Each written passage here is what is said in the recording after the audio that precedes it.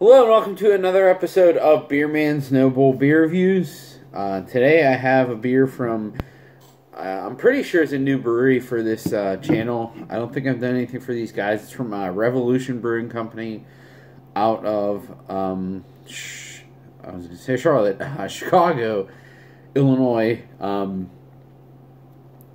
This is their V.S.O.D, which description just says Imperial Stout aged in bourbon barrels. So their regular barrel aged Imperial Stout is called Death Star. So this V.S.O.D stands for Very Special Old Death Star. They also have they have their barley one, their barrel aged barley one's called Straight Jacket. So that one's called V.S.O.J. It's Very Special Old Jacket.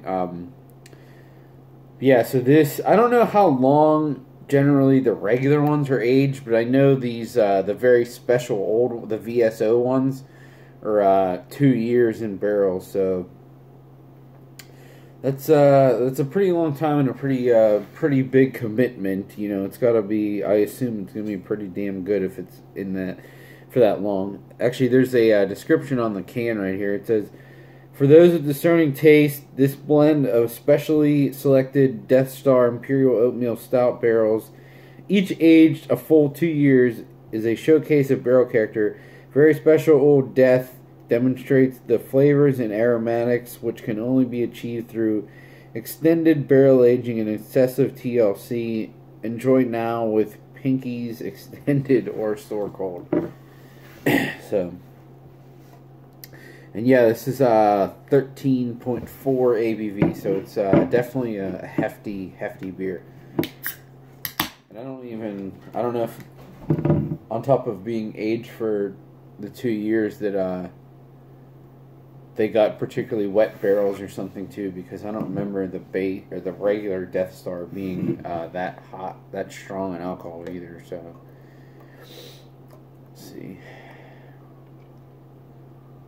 I will say it poured like motor oil, which is always, sorry, my dog's going crazy, which is always a good sign. So as you can see, it pours a pretty much jet black color with a really small tan or beige to tan head. Wow. So I actually have had this once before, but it was probably 2 years ago now, and it was in the midst of like a lot of other crazy ass beers. So I remember thinking it was pretty good, but you know, when you drink something like this in the midst of a bunch of other crazy beers, you just don't appreciate each one individually. You have to. That's why I don't like doing these giant whale shares where everything is just a giant crazy beer, because you really don't appreciate them individually. It's better to just, you know, open some good beers and then have like one or two crazy ones that are the star of the show, because everyone always has a bunch of good beers laying around that they want to open that aren't necessarily whales.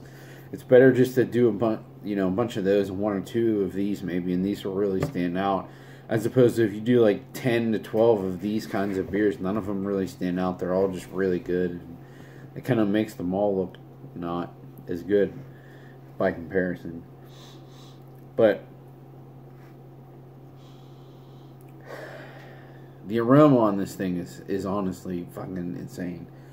I apologize for my cursing, but it really reminds me a lot of Black Magic, to be honest, from Voodoo. It's super fudgy, but it's also very barrel and bourbon laden. Super vanilla and fudge.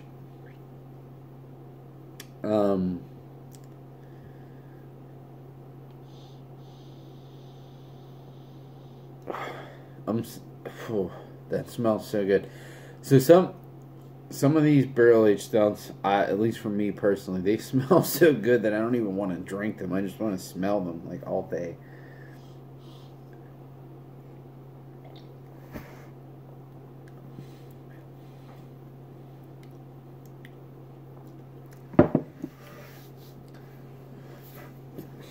So the beer itself is a little more thin. It's interesting because usually most beers that have this big of a layering from the barrel aging are usually bigger, thicker beers. I shouldn't say bigger because this is 13.5%, so it's plenty big beer. But they're usually thicker than what this is. But the base beer is still big enough to hold up to all this barrel aging. It doesn't taste like straight barrel, which is great. Excuse me. Just the mouthfeel is a little thinner than other ones, but the overall flavor is still absolutely fantastic.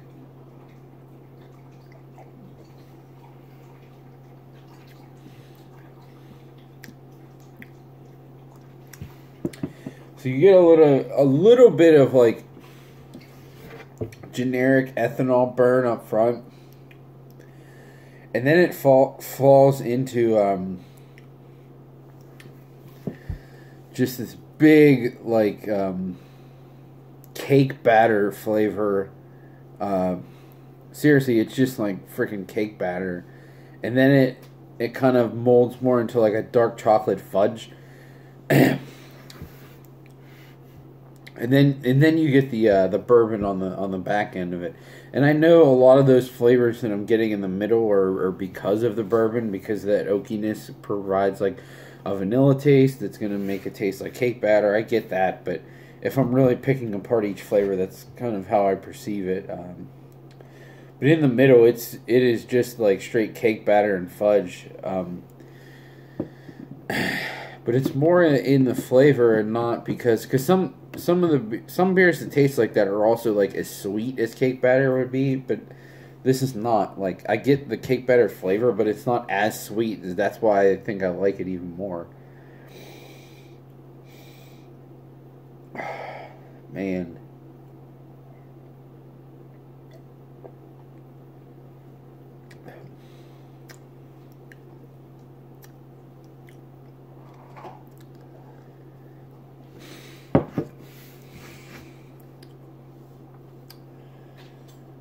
You know, there really is something to be said with barrel aging stuff for a really long time. And I'm not trying to say that everyone should do it, because it takes a skill to do that for that long of a time and still come out with a really good product. But if you're able to make sure everything else is right, and it doesn't get infected, it doesn't get oxidized, whatever, and it's a good base beer, it really pays off when you let it sit for that long, because it just has so much complexity. And honestly, like, sometimes when I have these stouts that are laid in barrels for so freaking long, it starts to not even taste like a stout anymore. Like, the roastiness is almost gone. It's just all you get is like the fudge and chocolate from the stout blended with the bourbon, and it's almost like because some of the crazy barrel-aged barley wines now are really, really dark. So when you get these beers that are aged for so long, a lot of times they kind of blend lines, like, and Fremont is a good example, like Three Mats and Barrel Aged Abominable. Like, they're called strong ales, Imperial strong ales, whatever they are. But they're really not that different from a stout. But when stuff is laid in barrels for that long and it's just big and dark and roasty and malty, they kind of have similar qualities because of the depth of the barrel really takes over in the beer.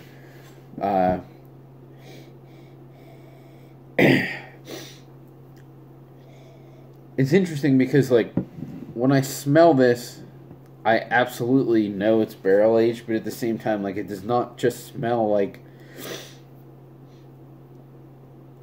bourbon by any means. It's so fudgy, which is obviously from the base beer.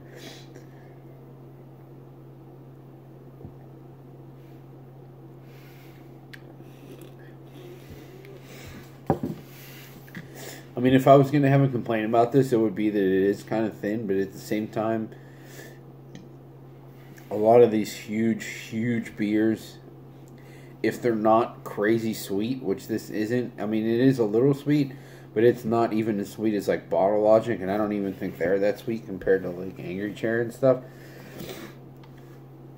When the alcohol level is that high, like, it's not going to be that thick because it's pretty much completely fermented out. And obviously, the more alcohol, the thinner it's going to be, because alcohol is thinner than water, even. But again, that's just me being a critic and trying to find something wrong with it. But this beer is absolutely fantastic. And I don't know, I thought I remember seeing on the can that this actually wasn't even from this last release, which happened in the fall and or winter of 18. Let me see. I thought this was from last year when I saw it on the can somewhere, because they did can this last year. They didn't do V.S.O.J last year, but they did do V.S.O.D. I don't know. I'm assuming it would be from this year, because I got it in a package from this year, and I didn't specifically ask. It was like a contest I won or something like that. So it could be either year, but I thought for some reason I remember stumbling upon the fact that it was from last year, which I was intrigued by. But regardless, whether it's this year or last year, I don't know. I'm sure if this is last year, this year's is still just really freaking good. And the regular Death Star is a really good barrel-aged stout, but this one is this one goes beyond. Same with the straight jacket. I like regular straight jackets, a good barrel aged barley wine, but the V.S.O.J is that extra layering of barrel aging makes it like one of the best barley wines I've ever had. So there really is a difference. Yeah, this is absolutely a buy for me. I don't even remember if these are probably like $10 a can. People probably think that's crazy, but that means it's $20 a bottle, which for something this good, I would absolutely pay for that all day, every day. Very, very, very good stuff. Honestly, this is probably the best barrel-aged stout that I've had since the last Black Magic I drank, which wasn't that long ago. It was only a month ago, but this is probably the best one, the best review of a barrel-aged stout that I've done on this channel in a long time. Very, very, very good. Just so much barrel character and great base beer. So look out for it. Everyone's clamoring for the V.S.O.J, so on the DL you could probably get this one for much less than the V.S.O.J, and in my opinion they're both just as good. Really, really great beers. So I think that's all I got in this one. Please like, comment, subscribe, let me know what you think, and I look forward to doing the next one. Thanks.